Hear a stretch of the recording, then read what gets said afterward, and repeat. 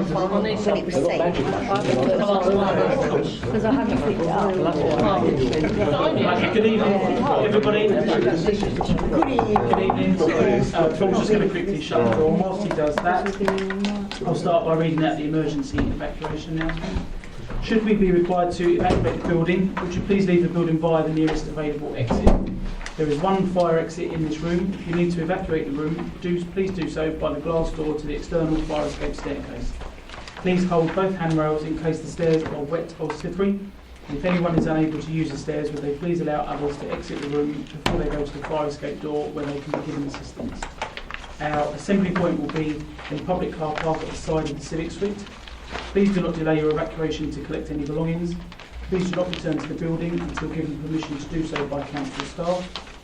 Please also note that this meeting will be audio recorded, and if I can remind you to turn your mobile phones off or switch them to silent. Thank you very much. Item number 1 of tonight's agenda, apologies for absence. We have received apologies from Councillor Mrs Mason and Councillor Carter. Item number 2, substitute members. There are none. Item number 3, non-members attending. Councillor Ward. Oh, yes, Councillor Belton. Sorry. I knew you was Danielle. Councillor Danielle. Item number 4, minutes of the meeting held on the 3rd of September 2019. Are members happy for those to sign? Agreed. Thank you very much. Number 5, to receive declarations of interest, including any whipping declarations. None. Item number 6, Regulation of Investigatory Powers Act 2004 RIPA. For this item this evening, Louisa Moss is in attendance, Assistant Director of People and Communities. For members, long-standing members and for new members, this is an annual report around the usage of RIPA powers and also changes, any changes that have been made during the year. The report is very self-explanatory. It doesn't tend to change an awful lot. I'm going to ask Louise if she can just go over it again. I know you've done this many times before, but for the sake of newer members. I think, just to reiterate, I mean, it's an annual RIPA report to raise awareness amongst members around the Council's use of RIPA, if it's only to acknowledge that we haven't used our powers. So this report hopefully is self-explanatory and details that we haven't used our powers this year. But obviously it gives you some reassurances through the policy that we're prepared should we use them. And it does make some minor recommendations around authorised officers. There's some change in staff and subsequently authorised officers are changing. So that's the recommendation. Any questions, please ask. Any members have any questions? Councillor Boyd. Yeah, thank you, Chairman. I just want some clarity around why there are quite a number of people named as an authorised applicant when it's a policy we don't use. Do we need what seems like, if not all, a large proportion of the Environmental Health Department as an authorised applicant? Presumably we wouldn't really in reality need that many if the authorised applicant is the person to applying for to do the work. I'm just want to get my head around why there's so many authorised in this section. I don't think there's any reason. I think there has been some comment made by the independent inspectors. I mean, Paul can clarify about the numbers. Obviously, Martin's now coming off from that. And I mean, to tell you the truth, you know, the training that we do is good background investigatory type training and does prepare us should we need to. But I agree, there doesn't need to be that huge number, but historically it always has. And as you say, they've been on there quite a long time, so it's not as if it would be silly to take them off and retrain them, if you see what I mean. There's not an issue that it would look. No. To me, it looks like we've got an awful lot of people. No, it doesn't cost any more money. It doesn't. No, not at all. There's no criticism, and there's been no criticism, has there? The only comment the inspector actually made was the appointment of the authorising officers, they said because we used it sparingly, we had too many. Well, last year we lost one officer, the head of planning, that we took off. This year we're losing Martin. We're not actually replacing Martin with anybody, because we're reducing our numbers On that one. way. Yeah, so that's down to 3. Yeah. With regard to the authorised applicants, that's the people that can actually go to the magistrates' court. Yes. And obviously if they're dealing with something, it's better that the officer involved can go rather than trying to pass it to someone else Right. and pass information. That is probably the question I was trying to ask Yeah. as well, And but didn't. Yeah, but we haven't been openly criticised. It No. just shows Yeah. our They haven't performance, really. criticised us on that, but it's also, we give the training so those officers don't actually fall foul of RIPA by mistake. Right. So they understand what RIPA is and don't actually do something that would pull them into RIPA. Yeah. So as they are trained, Yeah. why not be Yeah, an applicant is another yeah, view we're taking. yeah. Okay, thank you. Councillor McPherson. Thank you, Chairman. It's only on 6.23. I noticed, because our department's been added instead of Graham Brown, it just that it was graded out there where it's added. So is it just because it's It's the track change. just the track It's change? just showing Okay, the I saw track it wasn't changes on ruled the through. I document. just Yeah. didn't expect it to be greyed Yeah. out. That was all. And the only other thing that I thought about was Twitter's actually an open platform, so there's very limited privacy, if any, to it. As far as I know, there isn't any. You can hide Twitter from people. You can, yeah. What, your Twitter You feed? certainly can, if you want Excellent. to. But so it's not as Well, that's open as you outside say. of it, yeah. Normally it's very open, but through the chairman, Twitter can be hidden from. You can block people to remove their views. So it's not in a similar way. You won't Oh, run it to right, friends, so so not you can privacy, stop but people. you can stop Yeah, you can stop people from viewing. Yeah, so you can. There is a method on Twitter where you can just choose who follows you on Twitter. Yeah, but that wouldn't It doesn't. It just involves blocking it. You can say this is in the same way Facebook. Yeah, it wouldn't can. affect RIPA Yeah. anyway. Then. Yeah, okay. Thank you. Sorry, can I just ask on the back of Councillor McPherson's question, Andy Parkman having a date appointed from, does that go in later from this meeting? Yeah, it'll basically be appointed from the date that it goes to council Yeah, and okay. is approved, and then we'll put that date in. Yeah.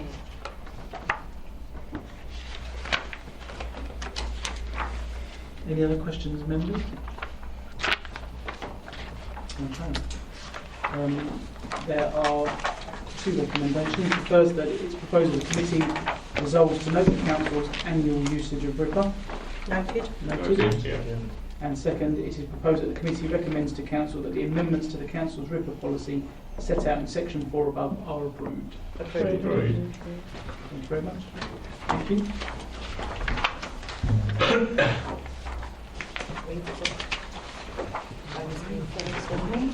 Thank you.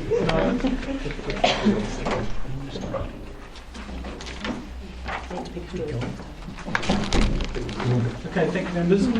Moving on to item number 7, the planning enforcement plan. This evening we welcome Marcus Houghton, Assistant Director of Place Environment, Councillor Ward, Portfolio Holder for Planning, and Yvonne Dunn, Planning Enforcement. This has come to committee following a request at the last meeting for some further information. Members will have had a chance to have a look through that report and the attached appendix. Who would be best to start with? Would it be yourself, Marcus? I'll start off. Just again, if you could just go through the report as usual, just highlight any areas that you think are worth highlighting. I won't go through too much of the. The reason we set out the review in the main, or certainly originally, was that we felt that we needed, I guess, a transparent way of prioritising the sort of complaints that come in, and the investigations that come in. So there's a change in categories.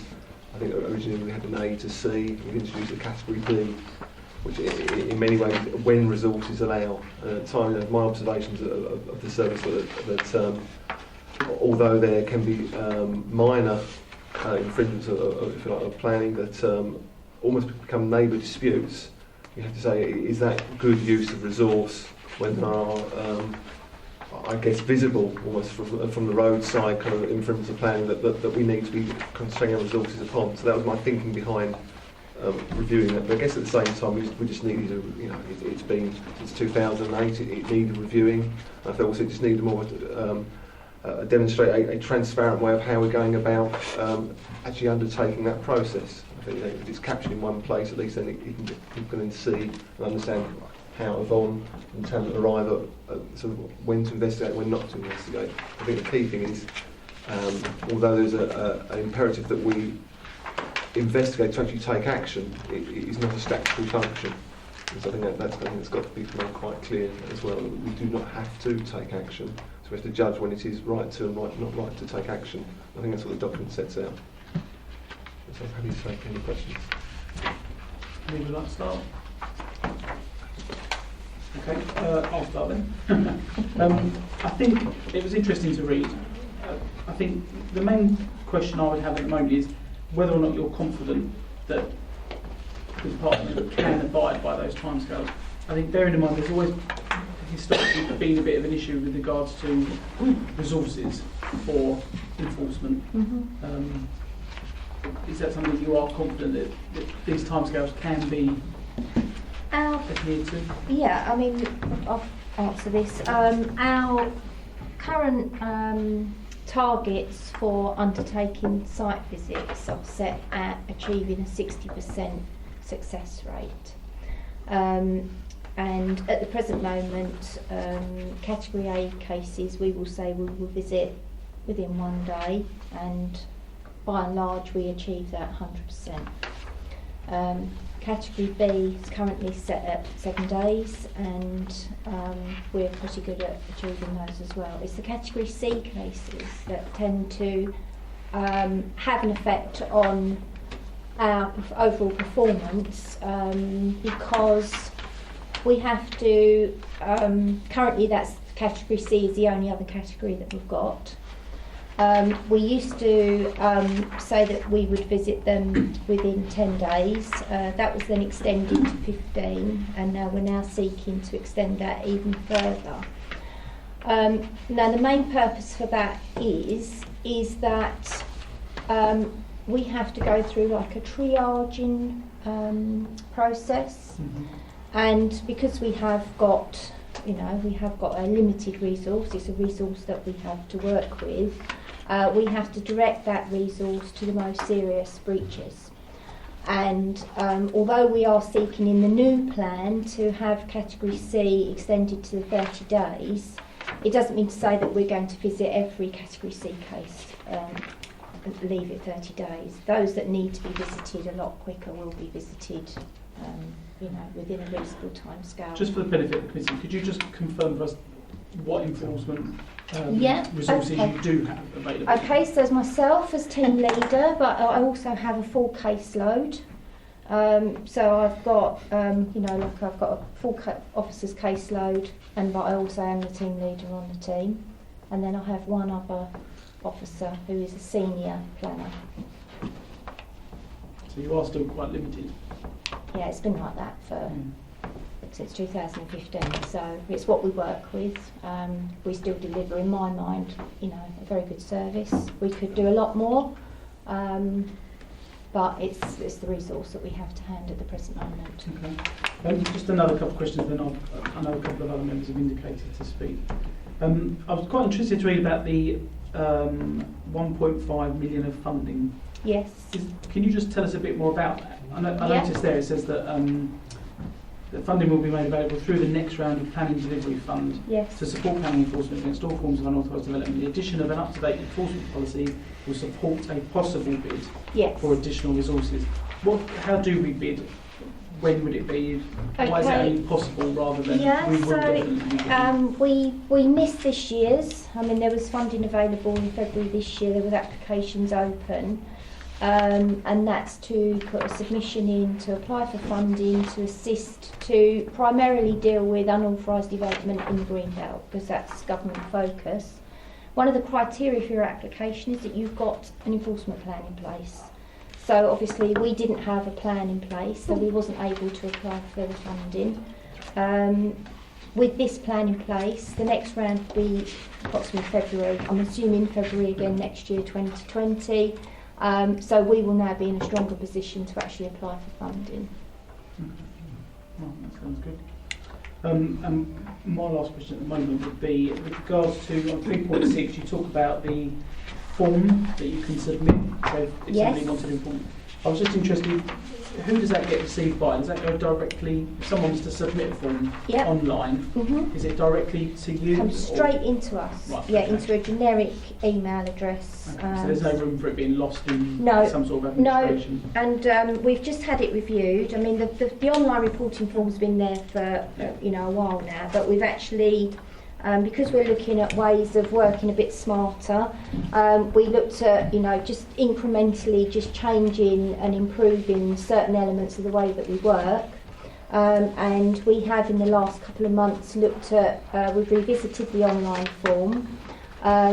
We've actually taken a lead from Essex County Council. So now that what residents can do, they can actually upload photographs where they couldn't do that before. And we've asked them the question, how does this affect you?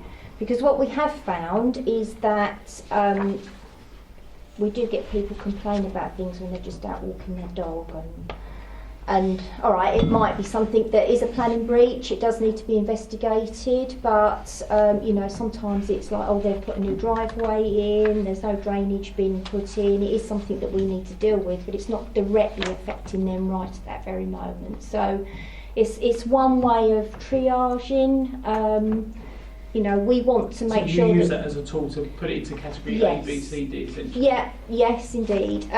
Another improvement with the form that we've made is that when we're looking at reports of use of a property, what we tend to do is we'll take the complaint and then we'll manually send out diary sheets in paper form for the resident to make a record of what activity they're witnessing over a period of 21 to 28 days.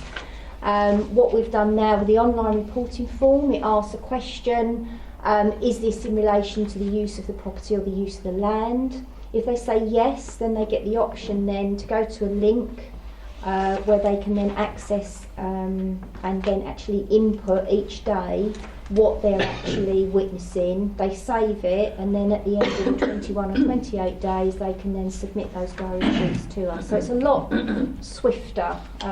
It works, I've tested it. It's now live. It's been live for about a week and a half, 2 weeks. So I think it will assist us. The submitting of the photographs is excellent for us, because what we've found in the past that people will describe something to us over the phone. They obviously want us to respond very quickly.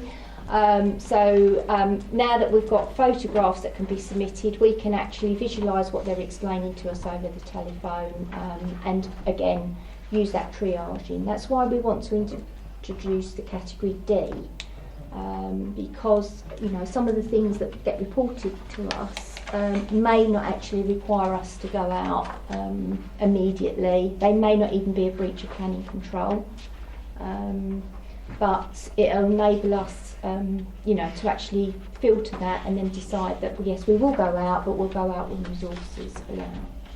Okay. So yeah. Thank you very much. Councillor McPherson? Thank you, Jim. Yvonne, you were just saying you've just reviewed this online portal where you can Yes. upload it, which was majority of my questions, because does it have some sort of flow chart? Because sometimes people will go on thinking you're enforcement and it might not be. I've done this before when I don't know Star Lane, the dust that comes up. Oh, right. Because Yes. that isn't actually your part, that's environmental. So I'm just thinking sometimes at that point where they're filling in the form, it might be that you decipher which area it should be so that it goes to the right area. It doesn't currently, but that's certainly something that we can look at. I mean, we've now got a data digital officer in our IT department, and making amendments to the form is a possibility. We can certainly look at some sort of flow chart that enables people to make sure that they're actually submitting the right form. Certainly willing to have a look at that. I just think that in sort of FAQs. Yes, certainly, yes. And then sometimes you're saying, and I fully appreciate this because I could have told you there's only 2 of them, it's ridiculous.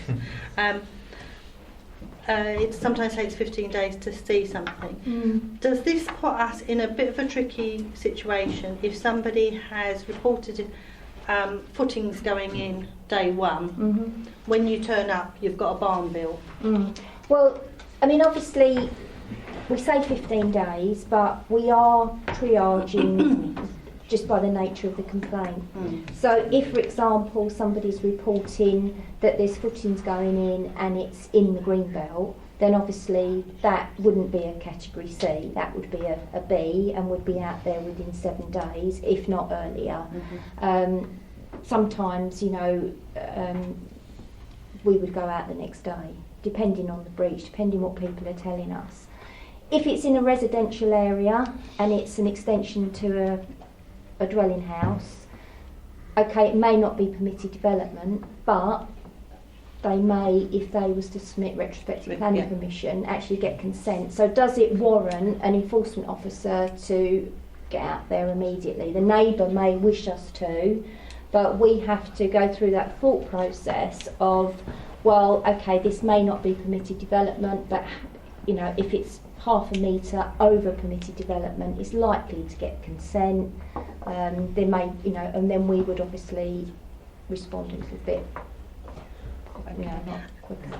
Could I just ask, Chairman, sorry, cost-wise, if somebody applies for planning permission, what's the cheaper option? Do they apply for planning permission, or is retrospective the same price, cheaper, more expensive? It's the same price. If they don't apply for planning permission, retrospectively, and we consider that the type of development's unlikely to get consent, that's obviously in our own view, our own personal view, as professional officers, then we would potentially decide whether or not we're going to take enforcement action. They can then apply for planning permission through the enforcement appeal process, but that's double the fee. Okay, Yeah. thank you. So, Thanks. Thank you. Councillor Connell. 3, if I may, Chair, they're very quick and the more just follow-up / clarifications. First one, very quickly, we're talking about the improvements to the web portal. Is this now the preferred contact point for residents, or no, there's no preference? There's no it's rather preference. We will take complaints over the phone. Years ago we used to say it had to be in writing, but we've moved on considerably now. We will take complaints over the phone. We'll take an email direct into our generic email address. Somebody could potentially come into reception, report it. But the ease of the online form is that people can use it on their mobile devices. We do get the majority of our complaints come in now via the online form. Brilliant, thank you. It's not restricted. Yeah, that's brilliant, thank you. Second one was a follow-up to the application for funds. We're hoping to submit a new one, should it come up in February. Was the lack of a plan the only kind of stumbling block for those funds, or do we have other challenges to No, I think if we'd have had a plan in place, we would have certainly looked at submitting a bid.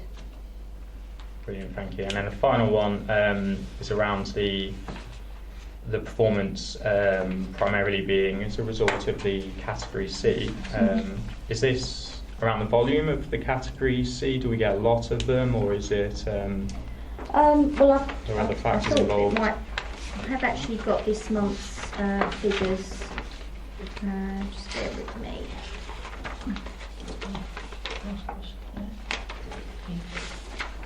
Okay, so just to give you a snapshot, we've had 19 new cases in during the month of September.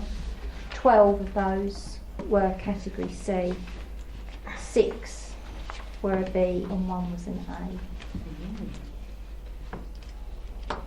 Thank you, Chair. Thank you. Councillor Mrs Shaw. You said about getting the funding and the plan, getting the plan together. Do you have to do that, or do you have someone else to do it for you? What, submit the application? Yeah. It will be us that will primarily will Well, you submit. have the now that begs the question: have you the resources to actually do that if you're still doing with the enforcement work? Because now, you know, going up to February, Yeah. it's still a very, very tight window now. I don't know how long it takes to do the application. Well, the idea would be is that obviously they've published those authorities that have been successful in obtaining funding. My first point of contact would be to contact one of those authorities and look to see what their funding bid looked like and do something along the same lines, really. I mean, the idea of the funding is to look at addressing unauthorised development in the Greenbelt. You know, I mean, we've got a number of cases that we need to do some compliance work on where we've already taken formal action, and I think we'll be looking at using that. Yeah, we'll certainly make it a priority to do the funding, because I think it is of interest to us. I think, you know, we've got an expansive green belt and there's many issues. Yeah. So I think it's relevant to us to go for this funding. Yeah. So we will be putting the priority resources into that to see if we can get the funding.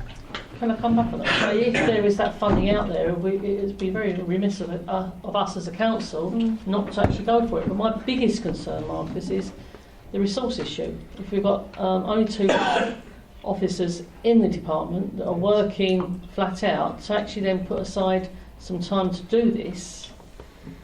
I mean that's, you know, the challenges of I appreciate managing that. modern local government resources. Really. I mean it is across the board. But I mean certainly, I mean I'll be involved as well. So you know, I mean, I'll speak to Yvonne. But you know, between us, I'm sure we'll get that bid together. Yeah. I'm quite confident of that. And so, because if you get someone to do it, it'll justify the cost of getting that person to do it if you get the funding, wouldn't it? I understand the logic, yes, but I mean, Yeah. but I think I don't think it's finance, not too onerous, to be quite honest. And I think, you know, I said, I'm sure between myself and Yvonne we'll be able to put a good bid together. Okay, thank you. Councillor Mr Hoyt. Thank you, Chair. Just a couple of questions around the form on 7.24, which is the assessment where you score more than 5. Oh, right, the 5 or above. harm assessment. Yeah, the harm assessment. 3 questions, I suppose. One is if I ask them all together, it's probably Yes, easier fine. because they're not complicated. One is this a fairly standard form which most authorities would use? The second question is on number 6. I don't quite understand what less within 6 months of immunity means, and why it scores 2 and less than 3 months scores 1, I think. Yeah. I'm not sure where the scores should fly, so just a bit of clarity around that. And on number 5, the relevance of the complainant. And so we are, as councillors, quite often asked to complain on behalf of residents because they may not feel comfortable complaining. Yes. But again, it looks like it goes back to one of those where it's better they complain themselves rather than we complain for them.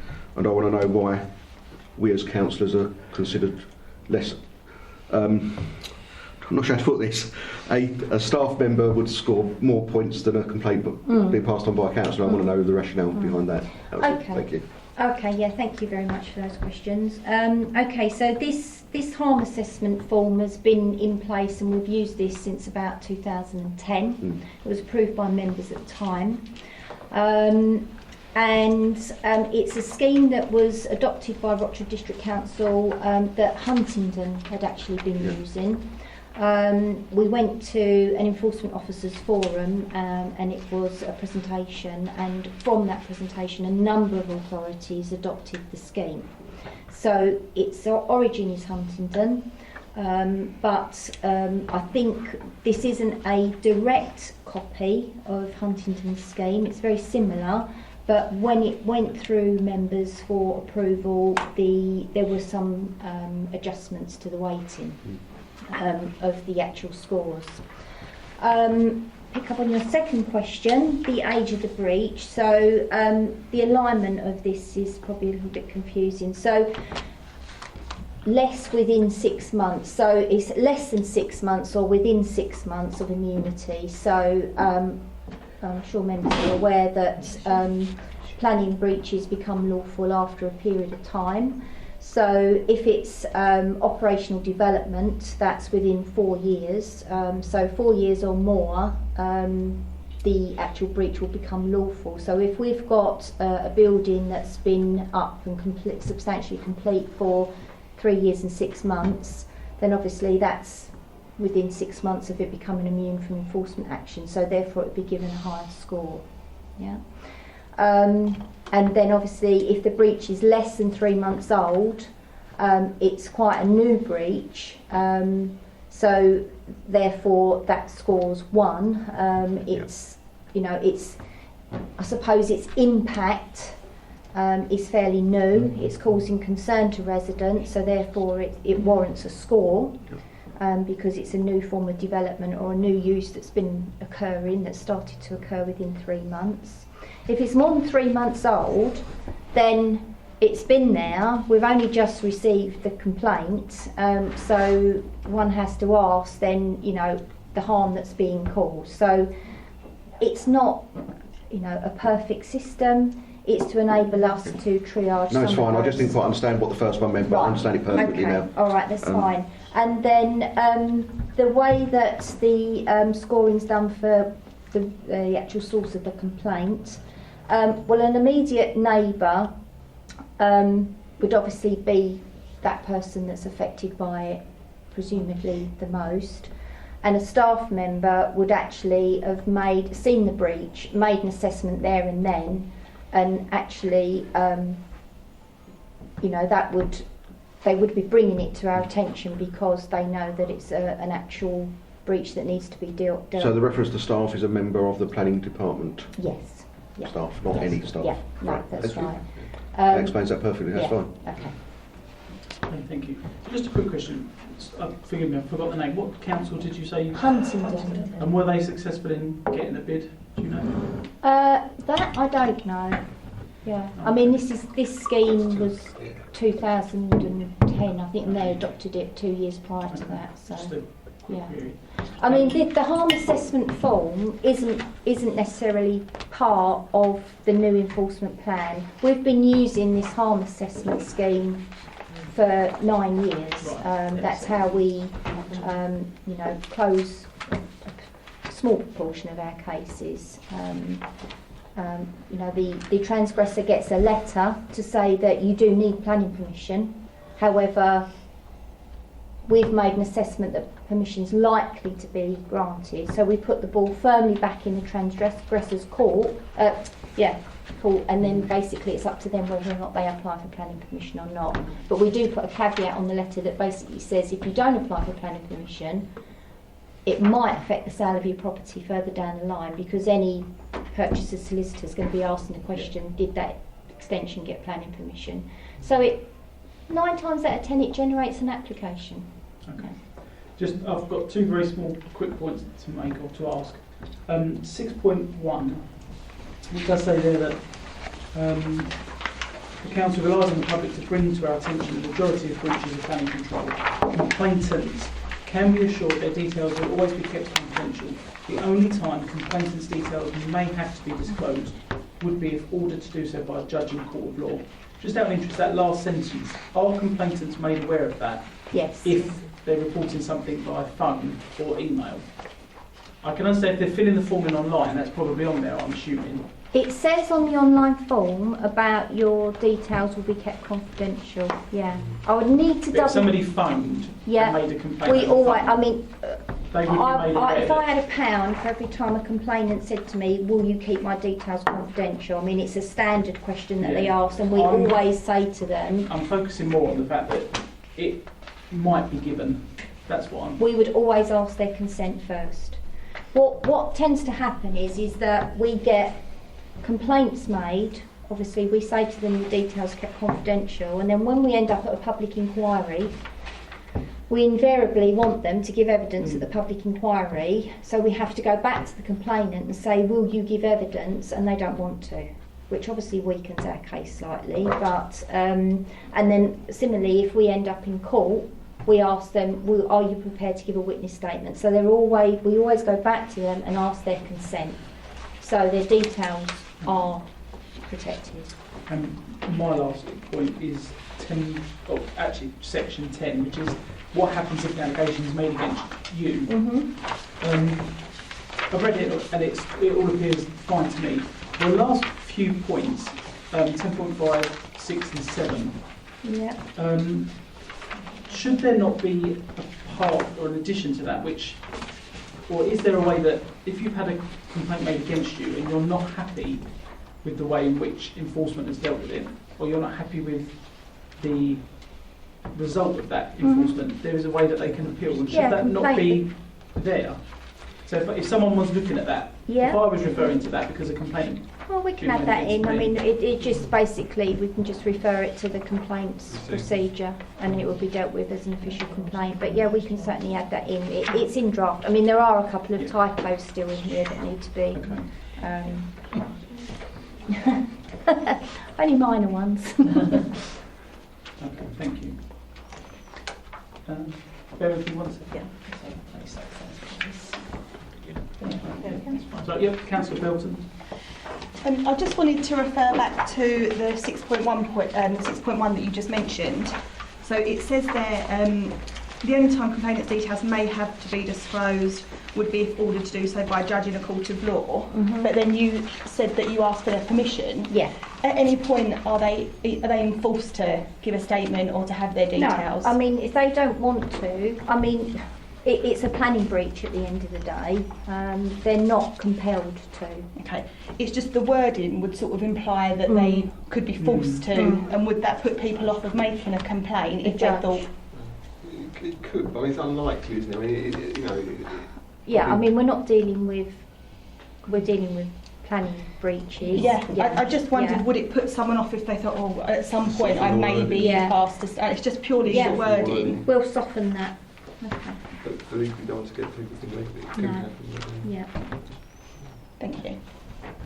Councillor Cannell. I guess it's a follow-up to the same point. Is there a set of circumstances that may mean that someone refuses to comply any further with an investigation, i.e. not give a witness statement, but their original complaint is then put forward to the court of law? And if so, and I guess this may be the point the councillor is referring to, at that point, even though they haven't given consent and they thought at the time that they made the complaint that their identity would be protected, it could then be revealed because their original... Okay, thank you. What we would do is we would submit the complaint details, but we would redact the information. Brilliant, thank you. Any further questions, members? Okay. So, if there are no further questions, there is a recommendation there.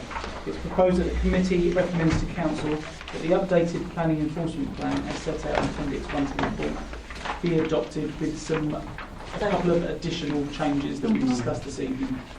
Are members in agreement with that? Agreed. Lovely. Thank you very much. Appreciate your attendance this evening.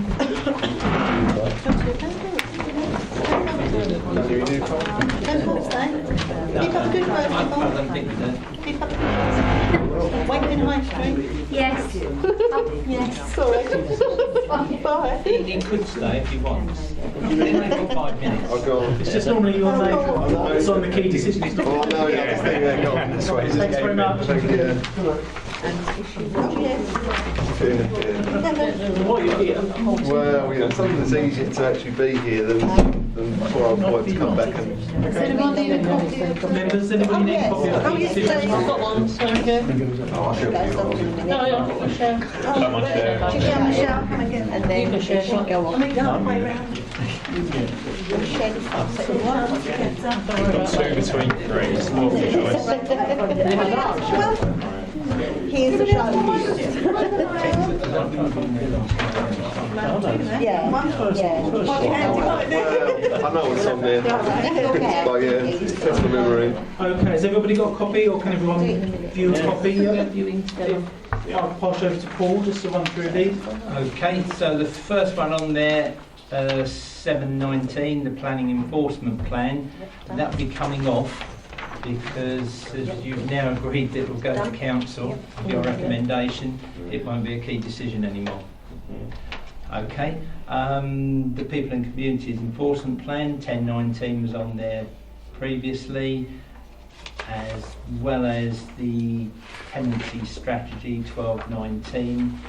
The only new one is number 1319, the Brownfield Land Register 2020, and that's due to be published in January 2020. That's an annual one that they publish. I'll take it back, Marcus. Any members have any questions?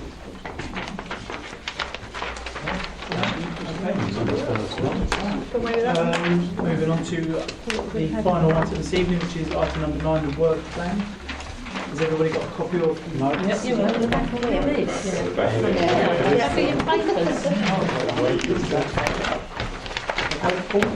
Right, going swiftly into this. Next month, I'm afraid we're going to suffer Marcus once more. Third time running. Grass cutting and management of open spaces in new developments. That's riveting. All right. So that's coming next month. I've got the first meeting of the carbon neutral. Sorry, can I just ask a question on that one? Yeah. That's the one which I know Councillor Sperring has mentioned before, and I think I spoke about it as well. So this is rather than, so this is about our policy, because obviously we don't cut grass on new developments unless we've got a contract for it.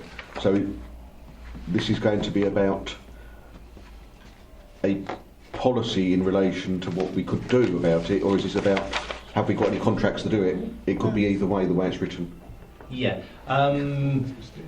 From previous, it was about the old developments where the companies had stopped doing it and we'd ended up taking it over. This mentions new. And then we've got the new ones. And I was going to make sure Marcus wrote his report to cover that. But if there's anything you want him to cover in that report, as we have him, now's the time to ask him to make sure he covers it. Oh, brilliant, Paul. I did do that if this is along the lines of the management companies and adopting those. So is that in your report? Yes, it will be. It is now. So it will include possibilities of either owning shares in the managing companies, having a directorship or of the managing companies, or of actually taking over the management companies. I think all three are relevant to some extent. I think we need to say we have a say as at least a say in how things are done. Because we are, I mean, and Councillor Sperry will remember, we are caught on the back foot sometimes when these almost no man land areas come up. Who's going to manage them? Well, the company's gone bust. No one manages them. Yeah. And some of these are quite old now, but you know, we do need to have what is our policy as a council in this situation? Do we take them on? Don't we take them on? It does need, and you know, there are ramifications in either approach. Because Green Gateway have successfully taken on the Ashington one, haven't they? Ashington, East, West, South. I know the one off Grays Lane. They now are contracted by. That's correct. That company, aren't they? That's which is a slightly different. Yeah, well, there is a management company. Exactly. So this is what I'm trying to get at. This. But there's also that vacuum when there is the management company ceases to exist. Yes. What happens in that situation? I think, and fortunately up to now, it's always been kind of small patches that we've just gone, I'll just mow them. You know, no one's going to. You know, it's just easier. But there's going to be a situation at some point where actually we're saying, gosh, this is quite a big area to take on. You know, which is 6.2 hectares. You know, absolutely. Yeah. Councillor Pearson and Councillor Sperry. I think the law's changed on this, where the development company would sell the management company and then they could put it up astronomical prices. I think that been taken away from them. Yeah. So it's going to keep reasonably static. So I don't think so many people of these companies are going to dive in to buy them off of the development companies, which gives us the opportunity to do it surely. And we will get more this was the very Mm. point that I was, when I was working with Marcus, we were trying to develop, but then we ran into other issues of tackle and all the rest of it. As I say, as Marcus has said, by default, 9 times out of 10, we end up doing it. Okay, we've now got all the properties there that are paying us their council tax or whatever, so, and to try and tell you to some of them, well, I'm sorry, but you've got a special agreement, doesn't cut much mustard. No. But there is the opportunity, and we had this out in Great Wakering, Yeah. where the developer was very keen to work with the district council from day one. I don't know, obviously I came out of it then, but whether that was developed, but we did run into other issues, and I've raised this on a number of occasions, where we ran into this problem with TECL and all the rest of it, and I'm not quite sure how we can now, how we now stand. So you may want to elaborate on that as well. Is that the our income limit thing when you're saying TECL? What? Right. Oh, yeah. So we can't earn out of it. Well, you can earn, but you're taxed on it. Yeah. That's all it means. Yeah. I mean, I think we need to be told Yeah. what the problem is, and is there any way around it? Is it a problem even, in reality? Yeah, because we were looking to work with, I don't know what the situation is, Marcus could tell us now, with Basildon Council with regard to the trees. It's a different situation. I know it's slightly different, but it was an opportunity to develop our skill base and revenue stream. So, but no, grass cutting, yeah. Plenty of opportunities. We've got all these new developments going on. They're all going to need servicing. I'd rather have it than outside sources that Yeah. walk away. Okay. You stay, Marcus. Yeah, well, yes, I am, but yes. And I suppose the only other thing is the working groups. Yeah. We've got the carbon neutral working group next week. Councillor McPherson. I think I'd like to nominate Danielle to join that, if that's okay. She's shown an interest already. Unless, as long as it's not taken from anybody else. No, we did say that any new members would be more than welcome, Wonderful. provided you are happy, aren't you? Yeah, to it's my background, so yeah. Excellent. Okay. Yep. Okay. Marcus Thank you is very coming much. along for that as well. Meeting. Thanks very much for coming. Danielle. Yeah. Just